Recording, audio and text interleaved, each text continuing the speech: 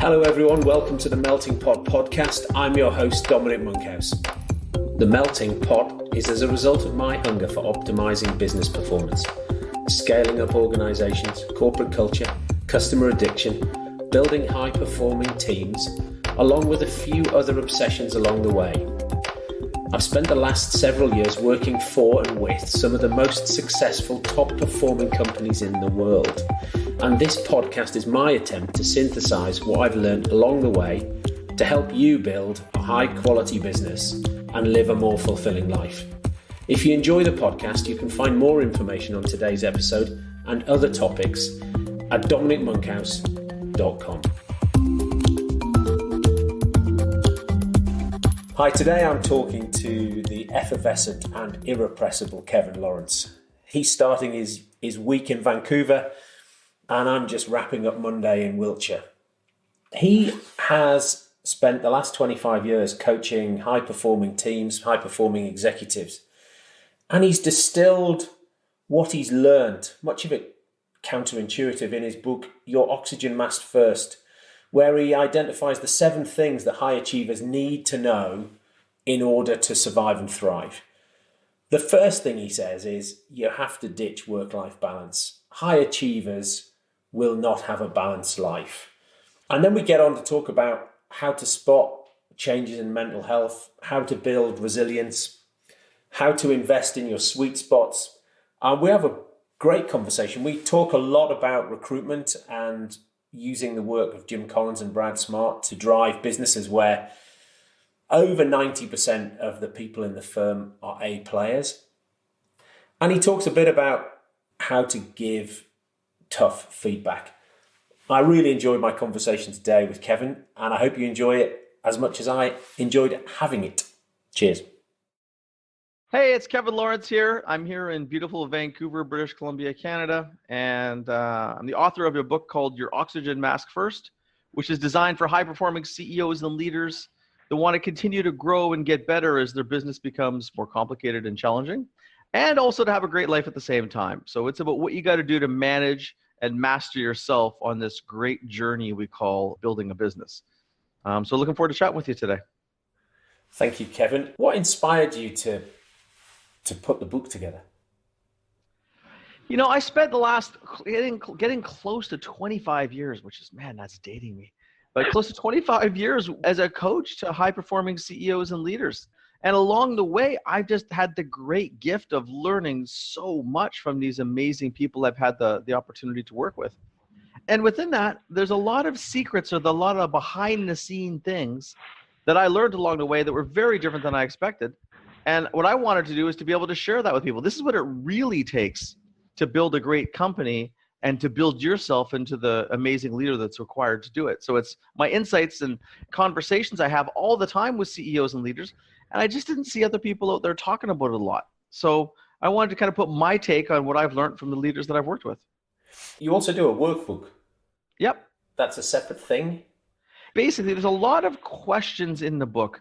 The book is designed to get you to think and to process stuff that you already know. I mean, we're already brilliant in our own ways, but we need the right questions to get in there and penetrate our mind or the right perspectives to have the right views on things. So the workbook is a place for you just to write and do the exercises. We also do an executive development program. I've got another session this afternoon where we take the principles in the book and other really good books, great books actually, and do an executive development program.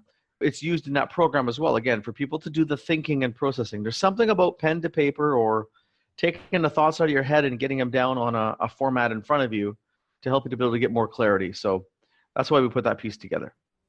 What are some of those little sort of behind-the-scenes secrets that were surprising to you? Probably the biggest one. I mean, there's a bunch of things that are counterintuitive, and people have to learn to think at higher frequencies as they get larger. But one of the bigger ones is the amount of mental health explosions that people have. And what I've seen from the highest performers that I work with, happens to all, but seems to be more prevalent in the highest performers, is that they go through really weird spaces. I call it, things get weird because it's a nicer way to look at it. But things get weird, seriously weird inside their brains on a fairly regular basis. It's part of the game. And the sharpest, strongest, most successful I work with have those identical challenges along the way. That was shocking to me. I thought mental health problems happen to weak people, but it actually happens to the strongest in ways that would blow your mind. They just don't talk about it because it's not good for the brand or the marketing, but it happens a lot. I've had to become an expert in that stuff. Is it sort of a lack of self-belief? Is there something about drive and fragility that are sort of opposite sides of the same coin, do you think? Or no, it's just too much stress. They melt the brain down. It's like if you take your car and you run it at full speed for a long period of time, and if it's a petrol-powered car, and you no longer had water in the system to cool the engine off, it'll seize because it'll get too hot and the metal will bind. And that's what happens to the brains, is they run too hot for too long and don't get the right cooling off. And then sometimes there'll be a big event that happens. There's a saying, all of us are 1 or 2 life events away from a mental health issue. So when you run that hard, that hot, it just takes a couple little things and you're in the mental ditch. Yeah. So when you're coaching these guys, what are you looking out for? They have no idea that they're accelerating towards the cliff. What are you looking out for? It's simple things for them canceling and bailing out of anything, social things, avoiding meetings. I'm looking for signs of alcohol or addiction getting stronger, looking for signs of sleep changing, like, sleep getting disrupted or them sleeping too much or not enough, signs of stress, anxiety, signs of them getting sick, signs of them getting rude or unpleasant to work with. All these things, there's a thing called the mental health continuum, and it's almost a paint by number thing to sort of a self-assess or assess where others are at. You start to see changes in them where they're starting to mentally melt down. And so you listen for it. And I train all my clients on this so they can self-assess and they can say, hey, I think I might be getting into the orange zone. Oh, I might be in the red zone. It's actually quite obvious if you learn to look and listen for it. You just need to be aware of it. And in the past, I wasn't. So I only learned about it when they actually finally cooked themselves. And is mental health, is that something that you've struggled with at all? I have burnt quite a bit because I'm driven so hard. And, my mother the other day says, Kevin, remember, your whole life, you've learned the hard way, right? You push it to the limit or you drive for that cliff.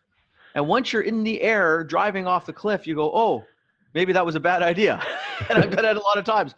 I burnt myself out the first time seriously at 24. And I burnt myself out so good. It took me about 2 years to recover. I was a high-performing sales rep. I was involved in the community and fundraiser. Like I was involved in everything. And I was going so hard and loving it. I was having the time of my life. Yeah, so that recovery took about 2 years. Now I burn myself out quite regularly. Realistically, every 18 to 24 months, I cook myself seriously. Sometimes it goes 30 months. But I can recover in a couple months now. I could recover quite easily because I've mastered it and I understand it now. So I'm pretty good at messing myself up sometimes. And so what do you do in that sort of 3-month recovery period when you realize it's a chapter in my book. One of the tools we teach in the book is called resilience rituals. What do you do for your body, for your mind, and for your spirit? And how do you continue? And even if you do those things, you still can get in trouble sometimes if too much stress comes along. And that's a factor. We teach people these resilience rituals, and if they have them, to hold on to them and stop them. What happens to most people is they stop doing the things they do to take care of themselves. It's like they stop brushing their teeth and they wonder why they get cavities. We stop taking care of ourselves and we wonder why we start to melt down, or that we can't handle the stress we used to be able to handle. So for body, for me, it's exercising and then getting out and just doing some activities in nature. Like I instantly feel grounded and feel better when I do it. For my mind, it's writing and journaling, just free writing the stuff in my head. It calms me down. It gives me clarity. I get amazing insights and it just frees my mind. And then doing my to-do lists, simplest thing. But when I do my plan for the week, then I have a plan for every day, the world just works better. And then for spirit, it's going out in very high horsepowered machines and going very fast, making a lot of noise, and having fun. So I love to race cars. I've done a bit of playing around with motorcycles. I love going out boating in the lake, dirt bikes in the mountains. I haven't done that as much recently, but I used to race go-karts with my son. Like basically getting out on a racetrack and ripping it up. Man, the world is a great place again. And also for spirit, traveling and just doing some crazy adventures with friends and family. But there are key components of my plan if I want to sustain my best energy and sharpness and not have, the challenges I put myself into get the best of me. Mm-hmm. And so what do you, when you're coaching clients to identify their resilience rituals, I mean, that's what yours are, but what are some of those others that people should be thinking about or thinking differently about as their resilience rituals? This is why we have the workbook to go with the book, because we have people go back and reflect on them. See, the answers are almost always within. The only one that the answers aren't within is around the mind, because people don't realize they need to take care of their mind for most until they get into their 30s, it seems to be, maybe 40s. So that one we have to guide a bit. But around the body and spirit, we have people do reflection exercises. We have people reflect about when they felt the strongest and absolutely at the best. What were they doing? So we have them do a whole bunch of reflection. But look, one guy that I worked with, one of the A++ performer, he has going to the gym, meditating, and having brunch with his wife on the weekend are his three biggest ones. Because when he has brunch with his wife, he gets, regrounded and settled down. Other people, it's going for a walk, gardening, painting, singing, dancing, playing whatever sport they like to play, sipping a whiskey or a scotch. People sitting in their rituals around sitting under patio and drinking wine, swimming, golfing, bird watching, bird shooting, going to the beach, riding bicycles, playing with the animals, going to an animal shelter, time with their kids or their grandkids, watching movies. It's endless. Dancing, learning to dance. It's about what works for the person, but that's around the spirit. And there's also things around people's faith and religion, and they want to do, one of my clients reads his religious text for an hour every day. It's all over the map. It's a personal recipe. It's like grandma's recipe for that amazing dish that she hands down to generations. It's your own recipe that's a great for you, and it might inspire others, but we all have our own version, and it has a lot to do with testing different things. The most important thing is know those 4, 5, 6 things and don't freaking stop doing them. Don't give them up for anything, and protect and block out that time. And that's your advice, is just do it no matter what. And you're looking out for it when people start missing it, because... Yes. Well, because I know bad things will happen. It's basically, you got to put yourself first. You have to be respectfully selfish to be sustainably generous. You have to take very good care of yourself so you can be more generous to each other. There's a lot of bad advice in our world about being a selfless leader. It sounds really sweet. It makes you sound like a nice person.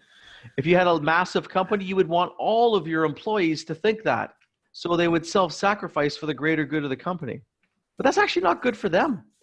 They got to take care of themselves. Now, if you don't care about your people, you would preach that, right? Just be a selfless, take care of everyone else. But if you really care about people, they have to take care of themselves. Otherwise, they will destroy themselves. You gotta keep enough of your best energy for you so you can stay strong and inspired and do great things in the world. It's like if I had $1,000 or 1,000 euros, and I gave you 999.99 and I kept 1 cent. How am I going to do the things I need to do in the world? How am I going to feed my family? How am I going to invest in myself? It's not that I shouldn't be generous, but if I give everything to you and I have no other way of rebuilding that, I can't be generous. I can't even take care of myself to be there to make more money to give to you. And people get caught up in this selfless thing, and it sounds sweet. It's just horrible advice. It's that you can only give away a surplus, can't you? Yes, and you have to make a surplus to give away a surplus. We make it. We drive and lead the machines. So it's important to be generous. I love being generous. But when you are over generous with your own energy, which is the key resource you have, your own best energy. And if you give away too much of that, it's like farmers selling off part of the farmland every year to pay the bills. Sooner or later, you're standing on a postage stamp and there's no way you could ever make any money and no way you could create anything good in the world because you have nothing left. Yeah. What are some of the other sort of counterintuitive or lessons you've learned? Another one of the chapters is invest in your sweet spots. It's a counterintuitive for some. If they've done a fair amount of reading, it's not as counterintuitive, but it's to figure out the part of your work that you love doing or your part of your business you love doing and put almost all your energy there and then delegate and find ways not to do the other stuff you don't like. There's a lot of punishment people have in business, trying to do things they're not good at or they don't like, and it doesn't really make any sense.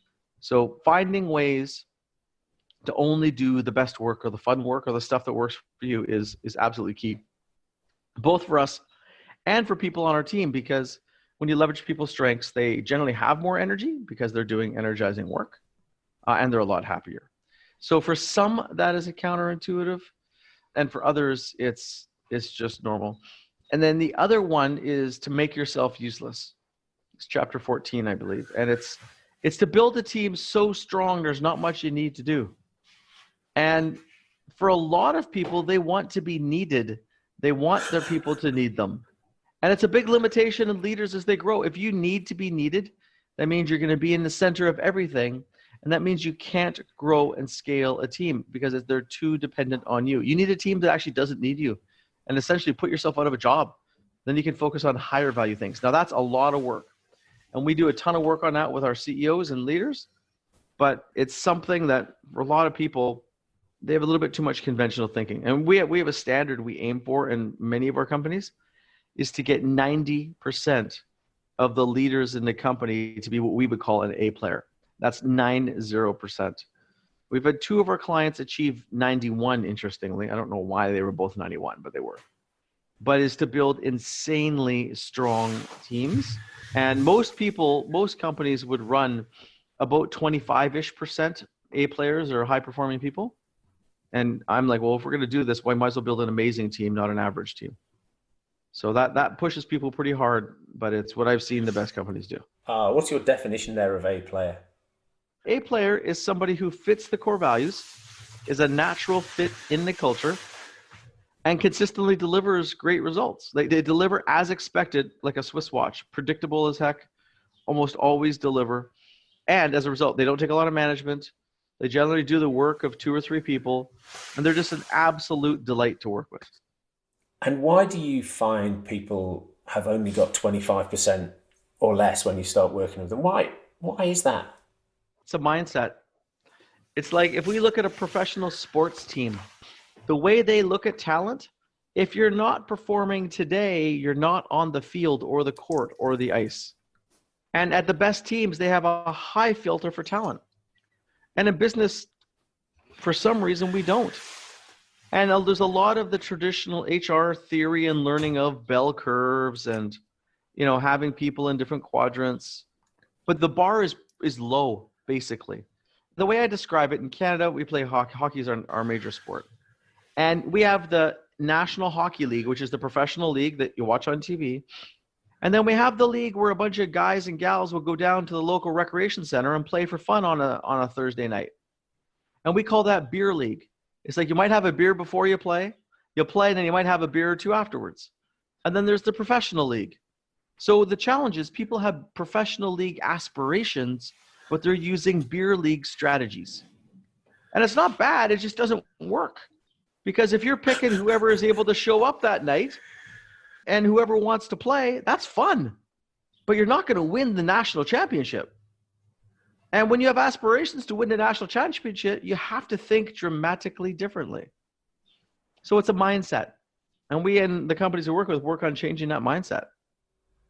Are there some tools that you use to help people? Because often I find clients when they're in that position, actually there's something that underlies that. It's not that they don't necessarily want to have a business full of plodders or average people, but they're fearful about their recruitment process. And they're attached to people that they know and like.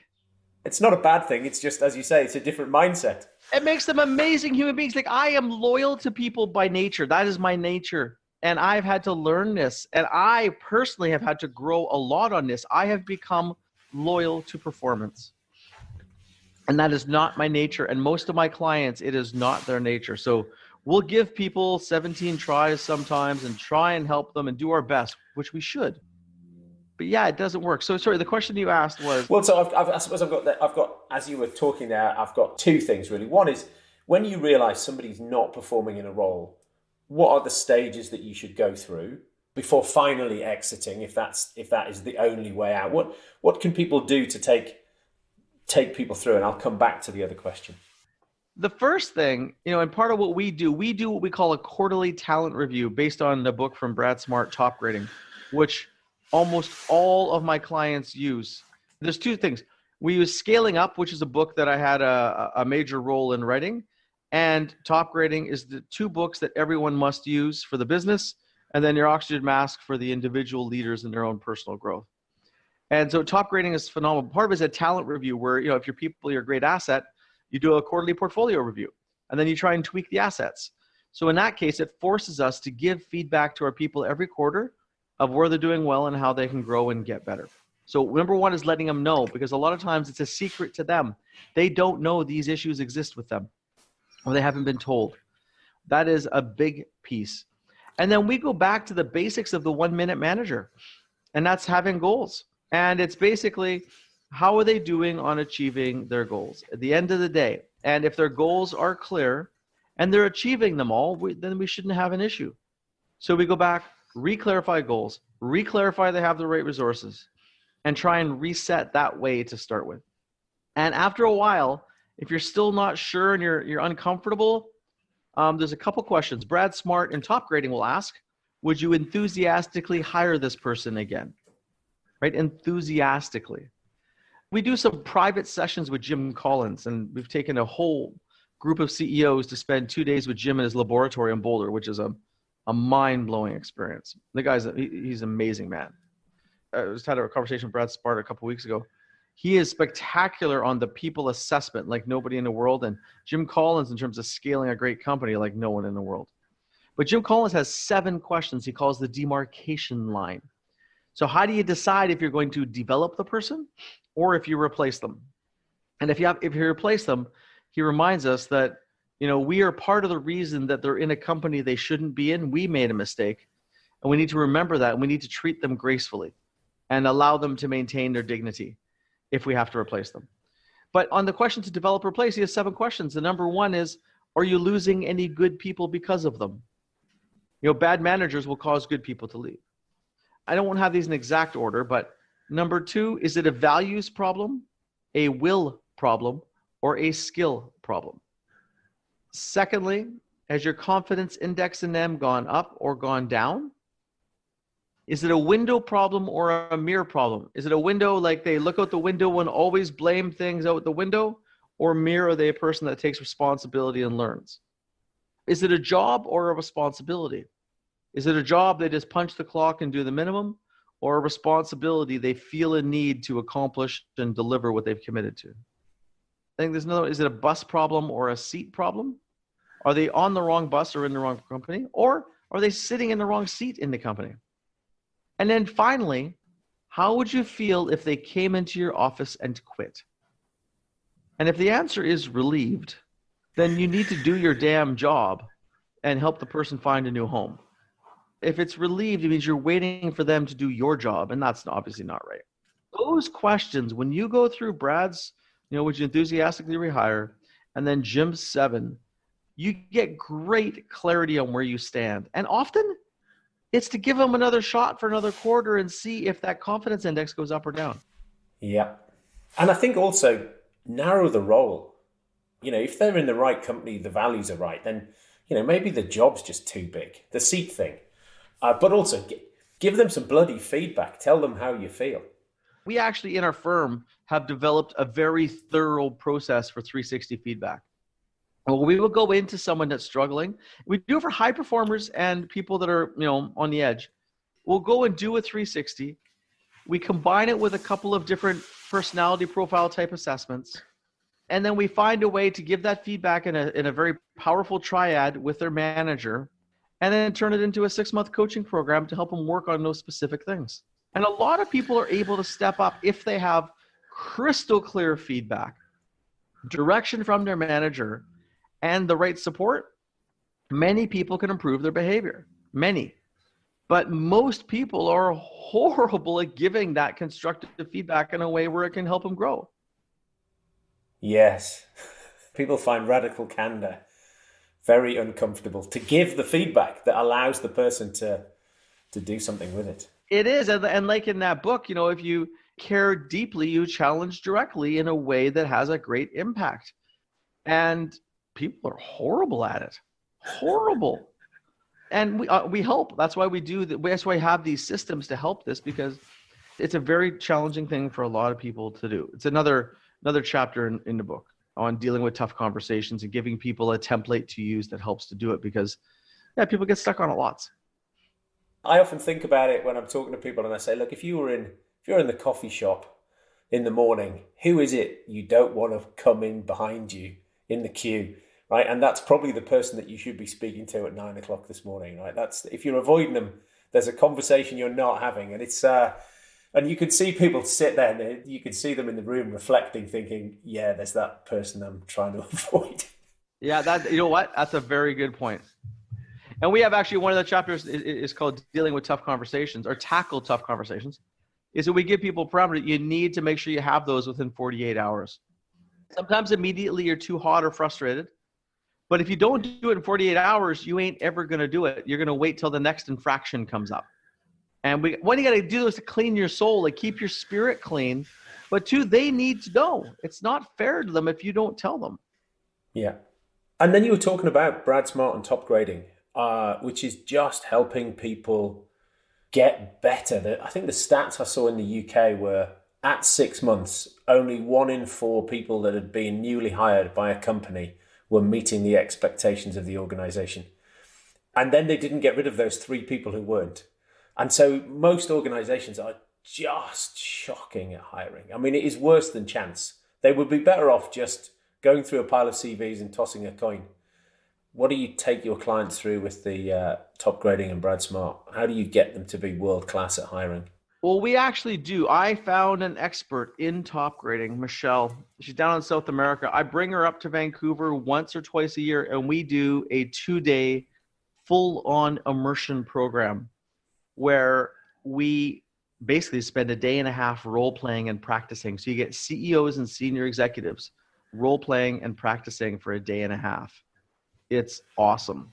It's a very hard skill to learn. Most of us, it's a critical thinking skill, really, and almost a private investigator skill. But most people are horrible at it by nature. The biggest challenge is most of us think we're good at hiring, but we have selective memory, and we're not as good as we think. And me included, I used to think I was good before I had this tool set. You know, I won't stop until my clients use it because it's just silly not to. And one of my clients, finally, we could calculate $10 million in losses to the business because of bad hires. And he finally broke down and said, fine, we'll do it your way. I kept keeping the score of the amount of money he was blowing on bad hires. And he's the kind of guy that hires people that he likes.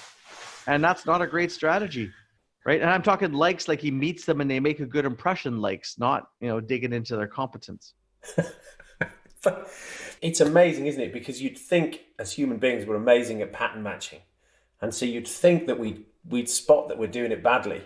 But I was listening to something the other day by Gallup, and they were talking about A players, B players, and C players. And they said that the level of, as human beings, our level of self-awareness is really poor. And that actually 75% of the C players, actually in this case, I think bottom quartile, bottom 25% thought they were above average. So 75% of people in the bottom quartile thought they were above average. And they said, look, it doesn't matter whether you take men's ability to think about our ability to drive or managers' ability to interview. The best ones thought they were okay, and the worst ones thought they were better than average. And it's staggering. It is. And that's why with top grading, Brad says, hey, why don't we just keep score? Let's see who's actually good at hiring. Let's measure. So you and I in an organization over a period of years build up a track record of how good we are at making hires. And we find out Kevin has a 47% chance and you have a 90. Well, Kevin's not allowed to hire anymore because Kevin's wasting company money. You're right. And I don't know why everybody feels as though everybody should be good at it. I can't code, but I can sell. So get me to sell. Don't make me write code. If you're the guy who can do the hiring, you just hire all the people. If it's what you're good at, get people to play to their strengths. Exactly. But there's a lot of ego and pride in hiring, though, right? It gives you a lot of power, and and sometimes people in HR aren't great at hiring. Well, they've learned all the formal, traditional stuff, and I feel bad for them sometimes, but they're just not good. They've learned the wrong things. And that's why top grading is just a must do. I mean, I'm the biggest fan out there. And every single client of mine uses it, whether they want to or not. Sooner or later, they want to. I just get sick of seeing all the people problems. Yeah. So what else is in the, what other things have you got that are front of mind there when you're thinking about coaching and clients that you could share? Learning like your life depends on it, chapter 8. And we have breaking down learning into two things: personal fascinations, things that you're just curious about to kind of fuel your spirit and your curiosity about the world. And then strategic learning, things you need to learn to be more effective in something in your business or your life. I think it's interesting when you spoke there about the beer league versus the National League. Quite often I ask people if they're any better at playing golf. And I don't know what, lots of people then say they're no better than they were 10 years ago. What they do is they play golf. They're not deliberately practicing. And what you're talking there about is you're talking about deliberate practice. Yes, absolutely. And getting better. It's like me and racing cars. Like at a track I'm a member of, we have 3 of the top racers in the Porsche Cup Car Series in North America. Actually, one of them's in a different series now, but 3 of the young guys in early 20s are 3 of the top drivers in all of North America, and they're at our track. So I've hired different ones of them to help me to learn how to drive better. I've been racing cars for 20 years, but I still find whoever the heck the best is and want to learn from them to get better, because that deliberate practice makes you better. Otherwise, you're showing up and you're repeating the same good things and the same mistakes. Do you have a sense of what the volume is, minimum volume from the people that you work with? Should they be reading a book a week, a book a month, 5 books a year, do you have a... Yeah, Brad Smart and Top Grading did a study that the top C-suite leaders read about 24 books a year, 24. I usually do 24 to 30 in that range, 20 to 30, depending on what's going on. I would say about a book a month. There's a lot you need to learn to be effective at what you do. And if I look at the most successful leaders I work with, and that's those that are approaching $1 billion in revenue or have already well exceeded it, they are some of the most voracious readers ever. They're some of the busiest people you'll meet, but they always have time to learn and grow. And I remember Mark Cuban, who's an American entrepreneur who sold broadcast.com for like $1.2 billion and owns the Dallas Mavericks sports team. Awesome guy. We got to speak to him at an event we were at, and he talked about how he made a deal with his wife when he first got married that he was going to read 3 hours a day. That was part of his deal. And he said early on in his career, what he realized is he's a small player going against big players. And the only way he could win is to be smarter. And the only way to be smarter was to read from other really smart people and learn. So I don't like reading by nature. I'm going to be very honest. I do not enjoy reading. It is not a pleasurable activity for me, except for maybe if I'm on a holiday, I'm bored. But I do it because I want to get better. And I also listen to audiobooks because it's easier for me. It's just part of my deliberate practices you're talking about. It's a way of getting better. But I aim for a book a month. At minimum, all the leaders in your company should be reading at least a book a quarter. But for the senior leaders, a book a month is a decent track to be on. On that, segueing from that to a question I ask all the people I manage to interview. Is there 1 book, 2 books, 3 books maybe? We've mentioned a couple of books along the way already. Are there other books that you think people should, maybe it's books not from a coaching perspective, maybe it's books that have influenced you along the way? Yeah, I've got a list of 42 in the back. Maybe we pull a couple out. What should people go and read? All of the Jim Collins books. He has done the best research on building great companies and enduring companies. I use it with every company. It's woven deeply into scaling up and other great methodologies. So all the Jim Collins books, including his most recent book about the flywheel, which is insanely powerful. All 5 Collins books. His first book, Beyond Entrepreneurship, most people don't know about.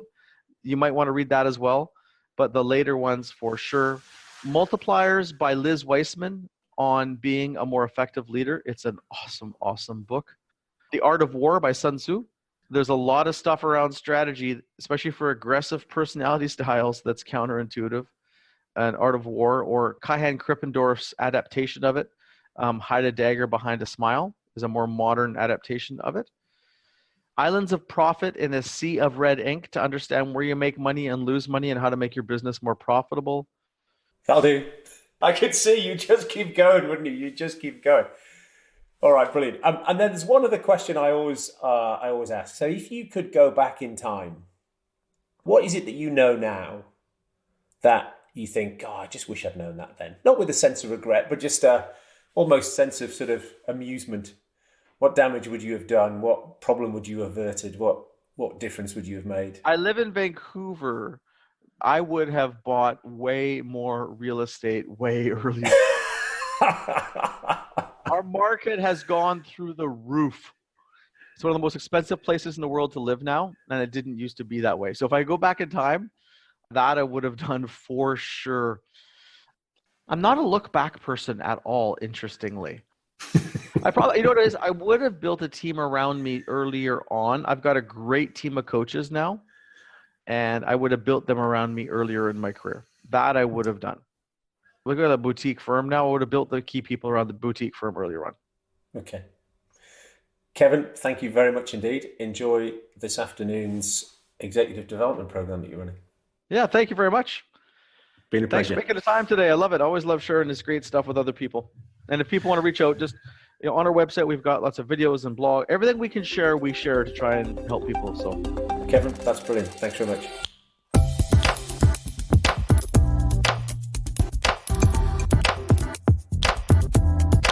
All this information and more can be found at dominicmonkhouse.com/podcast. There you'll find show notes, additional reading and links related to this episode. You can also find my blog and the past editions of the Melting Pot newsletter. The simplest thing to do is to sign up to my subjectively not crap once a week newsletter, where I'll update you on what I've been up to, the most interesting articles I've read, and all things relating to scaling up, high-performing teams, net promoter score, company culture, etc. Social, you can find me on Twitter at Dom Monkhouse and LinkedIn at Dominic Monkhouse. LinkedIn is probably the best way to reach me and share your questions and comments. Thanks for listening.